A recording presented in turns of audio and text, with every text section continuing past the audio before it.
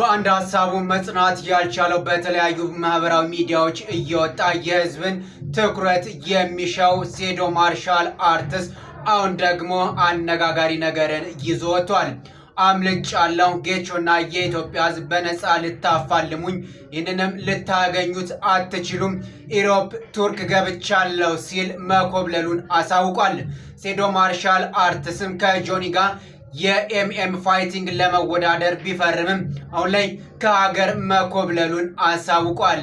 በተለያዩ ጊዜያቶች ወደ ማህበራዊ ሚዲያ እየወጣ የህዝብን ትኩረት የሚሻው ሴዶ ማርሻልም አሁንም ሌላ አነጋጋሪ ነገርን ይዞ ብቅ ብሏል። የሴዶ ማርሻል አርትን ሀሳብን እንዴት ተመለከታችሁት? እስኪ ሙሉ ንግግሩን ልጋብዛችሁ። የምን ውድድር ነው? ውድድር በነፃ ሊያለባልቡኝ ማለት ነው። በነፃ አረ ሲያምርሽ ይቅር ጌችና የኢትዮጵያ ህዝብ ሲያምራችሁ ይቅር በነፃ ልታለባልቡኝ ማለት ነው። ያው ዩሮፕ ገብቻለሁ፣ ቱርክ ነው ያለሁት፣ አልተገናኘንም። እኔ ፕሮፌሽናል ነኝ። ፕሮፌሽናል ውድድር ለመወዳደር ለስኮዳኛ ወደ ኢትዮጵያ ላለመመለስ ሄጃለሁ፣ አምልጫችኋለሁ። በነፃ እናንተ በነፃ ቢዝነስ ልትሰሩብኝ ነበር። ሲያምራችሁ ይቅር። ግን አንድ መስፈርት አለኝ። አንድ የ20 ሚሊዮን ብር መኪና፣ የ30 ሚሊዮን ብር ቤት እና 20 ሚሊዮን ብር አካውንቴ ላይ ከገባ አመጣለሁ፣ እደባደብላችኋለሁ እንጂ በነፃ ምንም ነገር የለም። ሲያምርሽ ይቅር እያናለች በነፃ ሴዶ ልታይ አም ዩኒክ እና አም ኪንግ መቼም አታገኙኝማ።